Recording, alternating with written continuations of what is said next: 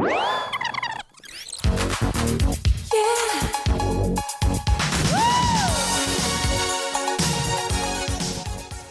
I'm Siobhán Fletcher and welcome back to a brief history of Pride. Last week we heard from some of the members of the charity Isle of Pride, who organised the first public event held here on the island. This time we're going to look back at last year's event and hear a little bit about why you won't see one, at least on the same scale, at the Villa Marina this year. And the sun begins to fade. A lot happened on the Isle of Man for the LGBTQ+ community last year. In June, pardons for people convicted of homosexual offences took effect, 30 years after consensual homosexual acts were decriminalised. Basically, a clause within the Sexual Offences and Obscene Publications Bill 2021 was switched on, paving the way for individuals to automatically receive pardons.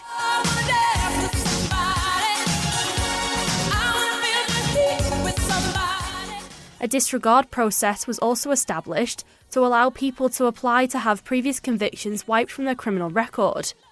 Then, in August, former Chief Constable Gary Roberts became the first police chief in the British Isles to apologise for the ways in which laws criminalising homosexuality were sometimes enforced.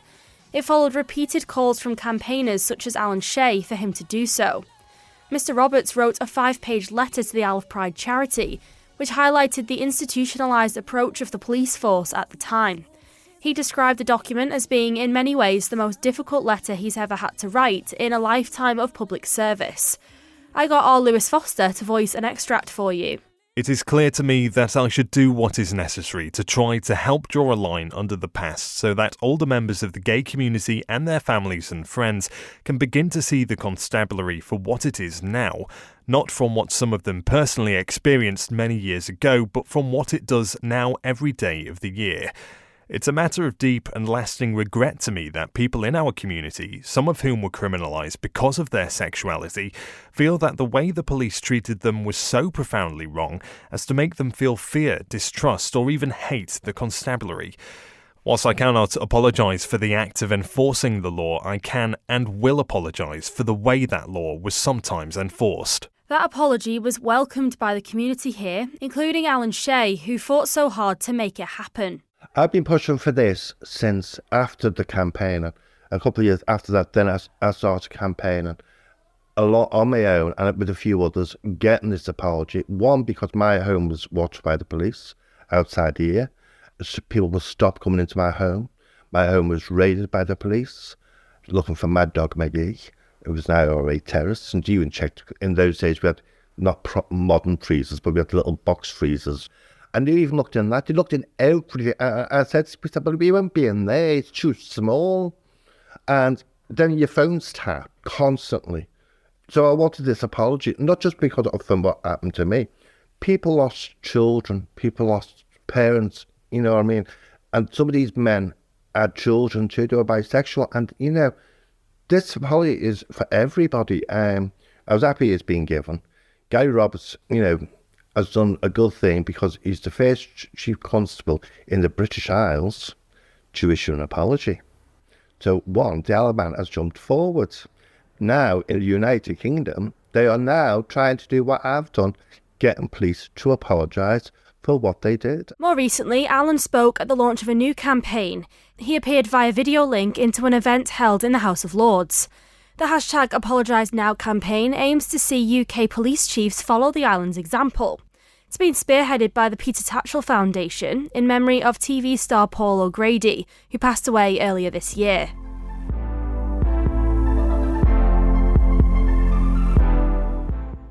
The Isle of Man Constabulary was certainly the big topic at Pride last year. After the apology from Gary Roberts was published, police officers were invited along to take part in the festival. They'd been prevented from participating the year before, something that Mr Roberts argued affected mainly younger LGBTQ+ members of the force, most of whom had not been born when relationships were strained. The decision was met with a mixed reaction. Two drag performers brought a protest to the event, stating that uniformed police officers should not be allowed to attend Pride because it completely disregards queer history and activism. Ashton Gibson, also known as Nona Binary, and Owen Atkinson, also known as Fenella Beach, held up signs reading "No cops at Pride" and "No pride in policing." I spoke to Owen, who you may also know as a former Manx bard, about why they felt the protest was necessary. Pride is a protest, and Pride has always been a protest. And so me and a fellow drag artist, Nona Binary, we felt that we had the right to hold up signs with our opinions on them, which I think were not even that controversial. We didn't say anything specifically negative about the police. All we said that we did not think that police belonged at Pride. Bearing in mind the history of Pride, why it was created, Pride was a riot against police. That's why police were killing queer people, straight up. And it was not okay. And they rose up, and that's why we have Pride, Stonewall riots. We all know the story. And we felt that we didn't agree that the police on the Isle of Man had been explicitly invited to attend Pride that year, and we decided to express that opinion on signs. And I don't think that should have been controversial. Other people disagree. We me and Nona were like standing together on that, and we stand firm in our beliefs. Mm-hmm. And I know today as well, a lot of queer people, including myself, do not feel safe around the police. And Pride is a place for us to be celebrated and feel accepted and feel safe in that space. And if queer people are looking and seeing, oh, the police are here, I don't feel safe, then is it really a Pride? You know? And yeah, there's a global context towards like police violence towards queer people. I mean, it's still happening in a lot of places around the world right now. And we just felt it was unnecessary, really.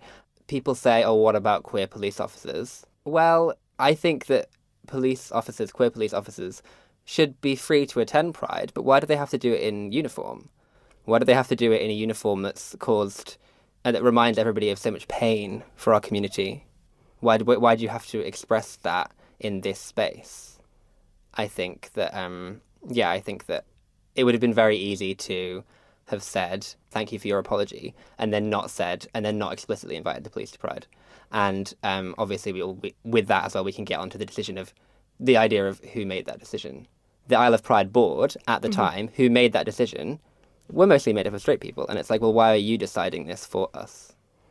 And then obviously that is part of the bigger reason why Isle of Pride disbanded, and we're reforming and coming back stronger. I guess to touch on that, speaking to the Isle of Pride committee, they would sort of say that when the argument came out of, the board, like you say, is mostly straight white women, that they didn't want to then explicitly say who was straight and who wasn't, because it was almost like a pressure to out people if they weren't already out kind of thing. Do you know what I mean? Like almost, I do, yeah. So there was that argument from them as well, but also the argument of, I guess, to get to the place where we're, legal and we can live our lives and do these things, we needed, straight politicians and straight people to kind of back us and fight for us a little bit, like Hazel Hannon. I mean, no one's going to disagree with that. But so do you think that just the fact that they were willing to kind of help put on an event, was that not enough in a way? Does it need to be, everyone in the committee needs to be LGBTQ+, or do you think it just needed maybe a bit more of a balance? I think more of a balance would have been helpful. Obviously, I'm very, very grateful to everybody on the board who helped make Pride happen. It's a lot of work, and, we're all extremely grateful that we could have that event and we could have that space together. And I think that we were simply calling for more queer people to be included in that process. I'm not saying that you have to, prove that you're gay in order to be able to organise a Pride, but there could have just been a bit more conversation, I think. Like, the board could have hypothetically consulted the community before they made decisions on our behalf, things like that. I don't know. It's tricky. I'm still, as I say, I'm still very grateful, and allies are very important to our fight, but Pride is not for allies. It's for queer people, and allies are welcome if they respect us. As Owen and I touched on there, alongside the protests against the police, some members of the wider LGBTQ+ community questioned those involved in Isle of Pride at the highest level. A common criticism was that the board of directors was predominantly straight cisgender women. Cisgender meaning that you identify with the gender identity assigned at birth. Following some of the criticism from the wider Manx LGBTQ+ community, the directors of Isle of Pride unanimously decided to discontinue the charity. In a statement published at the time, they said they believed the time was right for new ideas to be explored and steered by the community themselves. Last week, we heard from drag queen Vida Lafias, who was one of the members of the Isle of Pride committee. During our conversation, she also spoke to me about the winding down of the organisation. It was unfortunate, I think, the way things kind of fizzled, but that was ironically to do with not anyone outside the community causing it to not work. It was ironically from people within the community who decided to attack the very hard-working committee. I was in shock that the attack was basically that so many of the committee and the directors were straight cis people, and it was like, wow, so you're discriminating based on sexual orientation? Okay, is that not what we're fighting against? And to be honest, I think allies are as important part of the community as anyone else. You know, we need allies. And I think it was very sad that just a few people had a problem with the committee and the directors. They said, "Oh, they're speaking for the whole community." They never tried to do that. But in publicly accusing them of doing that, they were actually doing what they were accusing the charity of, which I thought was quite ironic. But you know, it's sad that it couldn't have been salvaged, and that people would let some misplaced hate like kill something like that. And I remember being devastated when I found out about it. It was very, very sad, and it did feel initially when the news came the charity was winding up, it did feel like a lot of work had been done for nothing. Mm-hmm. But sitting and thinking about it afterwards, the amazing work that Isle of Pride did is there forever. There were two successful, very successful Pride events pulled off. The spirit of Pride is very much alive and well on the island. People are still talking about those brilliant events. You know, so the work worked, and it's still there, and it will live on.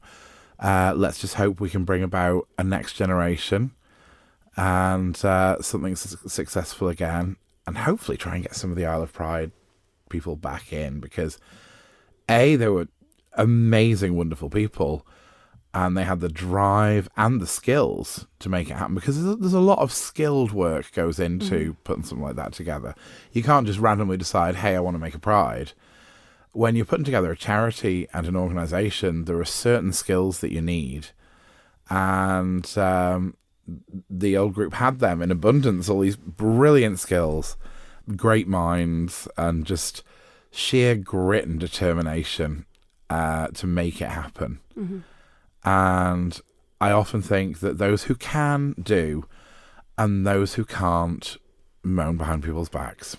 And despite the way Isle of Pride ended so dramatically last year, Vida tells me she's hopeful we'll see an event on a similar scale at some point in the future. One way or another, I would love to see something of that scale again. And I do think it will happen. I'm pretty sure it will happen. And I don't think it'll be...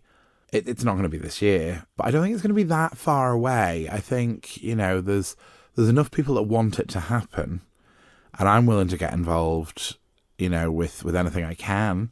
And I know there's a lot of other people who'd like to get involved in whatever way they can. I think if we put together the right team to do it, that can not just say, oh, I'd love this to happen, but people with the right skills to make it happen, and the determination to follow it through. It's going to take some big shoes to fill from the previous charity, but it's got to be people with the right skill sets to make it happen.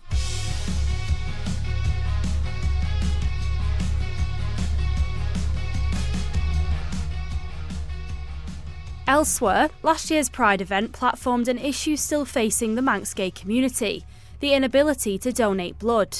Local actor and star of Netflix smash hit Heartstopper, Joe Locke, delivered this pre-recorded message via a video on the big screen. The island has come so far in the last 30 years, legalising same-sex marriage in 2016, and in 2021 banning conversion therapy for all LGBT people, something the UK government has failed and is failing to do. But there is still work to be done. The Isle of Man to this day does not allow gay men to donate blood, an archaic rule that was placed into force during the height of the AIDS pandemic. These rules have slowly changed in the UK since then, allowing gay men to donate blood under certain rules, but not in the island. In 2014, a consultation into changing the rules was launched, with the outcome being that the policy was under review. This was 6 years ago, and nothing has changed. I call upon the Manx government and our politicians within Tynwald to change this archaic law and bring the island one step closer on its journey to acceptance. As a result of this public call-out, a rule change was announced on the 18th of May this year. Gay men on the Isle of Man will be allowed to give blood for the first time following a rule change. From the 1st of June, all donors will be subject to the same screening processes, regardless of their sexuality or gender. Siobhán Fletcher reports. Previously, men who had sex with men were not permitted to give blood, a rule criticised last year by Manx actor Joe Locke at a recorded address to Isle of Pride.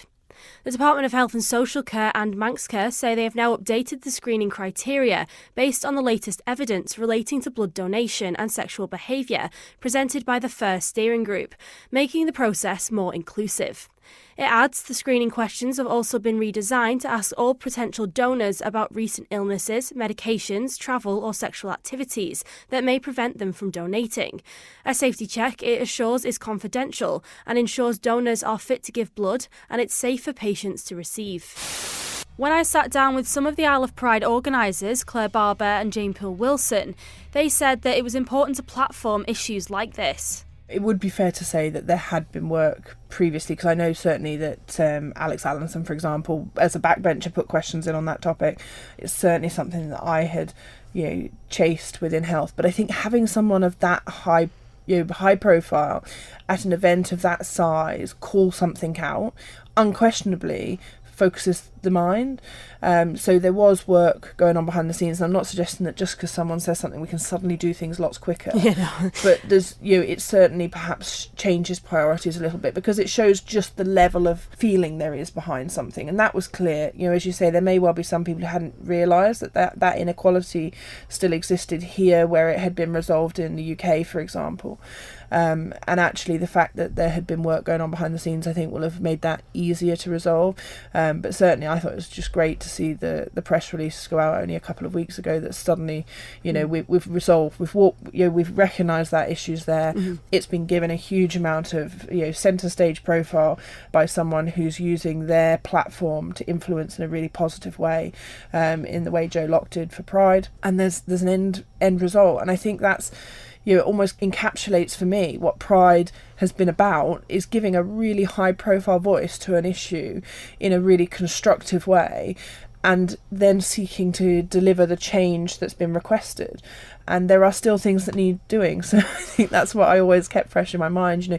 There's initial work started around trans healthcare pathways, for example, Manx care, but that's not finished yet. There's still work to be done, and that's really important. And at a time when trans rights are being eroded around the world, actually it's really brilliant, I think, to see Manx care putting a real spotlight on something that is in need of being really toughened up and strengthened to make sure we're delivering the right healthcare for our trans community, our trans friends and our trans family.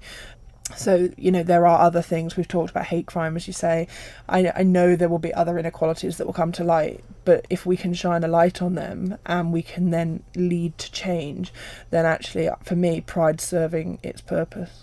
And I think what's so powerful about the event as well, it's a platform, but actually when I look at everybody who was at the event, it's also a real opportunity for people to learn and understand. And I think when you create that space in a community, and we move away from quite a polarised, if you like, or quite a polarised binary way of discussing what we should all care about, which is what's the experience of individuals in our community, and are there gaps in how we're caring for people? And we need to understand that, and then we need to work on how we address that. And I think an event like Pride creates that more constructive space to articulate gaps and needs, but also to develop in our community as a whole an appreciation and an understanding and a support for making positive change. And that for me is the difference between, I suppose, just raw kind of campaigning and something that really celebrates our community in all its diversity and brings people together. Last year we had a protest that was quite prominent. What was your reaction when that kind of happened? I think my concern is not around protest, because I recognise that protest is absolutely the right thing. And I think for me it was specifically about how the signs were written, actually. So it wasn't no police at Pride, which I think I understand why for some people that is something that they're looking for. I don't agree, and I also know that we had a lot of communication from people who also don't agree with that. So I'm conscious I'm talking as someone who is cisgender, heterosexual, but that was also a shared point. But it said there was no pride in policing, and for me that was something that really I found very difficult, because Jane's talked earlier, we had police who are LGBTQ plus on our committee. We know that there were police who were in attendance in their own right at that event who are either LGBTQ plus or certainly have direct family members who are, and we also recognise that within our constabulary who represent us every day, we have people who rightly reflect the society we live in. So to single-handedly undermine an entire organisation based on one part of their identity, for me, sadly, does exactly the same as happened to the LGBTQ plus population in previous times. And I can't stand by for that level of discrimination any more than I would stand by for any other discrimination in any other community. And I was very uncomfortable with that being the narrative at an event that was being organised that was to celebrate diversity, inclusion and equality. Yeah, I mean, I have the same feeling, because I did chair the Constabulary Inclusion Scrutiny Group when I was Equality Champion, so I actually found that a really, really important forum, and I saw the levels of engagement and also the fact that the Constabulary bring in members from that group, which, as I say, it's a very diverse group. It represents different disabilities, but it also represents LGBTQ plus. It had people of colour on there, different religions. The whole idea was to be able to reflect into the Constabulary who lives on the Isle of Man and to understand more about their needs. But they are actively involved, for example, in the recruitment process in the Constabulary, to make sure that because what we want from all our police officers is that they first and foremost serve the community in which they live, and they understand and care about that community. And so I had seen firsthand the amount of work that had gone on to make a difference, actually, to make that change that was so important given our history. And so I couldn't agree either, actually. And it's not saying that protest is wrong, of course it isn't. I mean, I remember being at Tynwald Day when Alan Shea protested, because I was back from university, and that was so important and so courageous at the time. And I remember feeling horrified that this place I'd grown up, my home, that this was the way we could treat people. I was so upset about it. And his courage and the ability to protest and say this is not okay, that is massive. So it's not about protest. I guess it's the message and the what you're saying, because protest for me is about drawing attention to things that need to change and then getting people galvanised to deliver that change. And that just felt to me like it was not the right message at that time.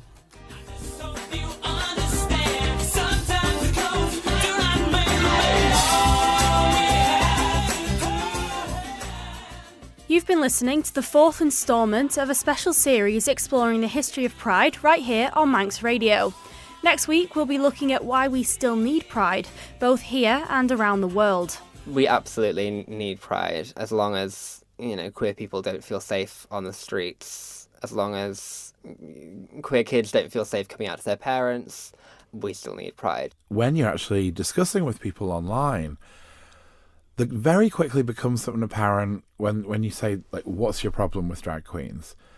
And they say, oh, well, it's adult entertainment. It's like, nope. What's happening in America is happening on the Isle of Man. It's a scary time, and pride most definitely is needed. I'm Siobhán Fletcher, and I'll see you next week.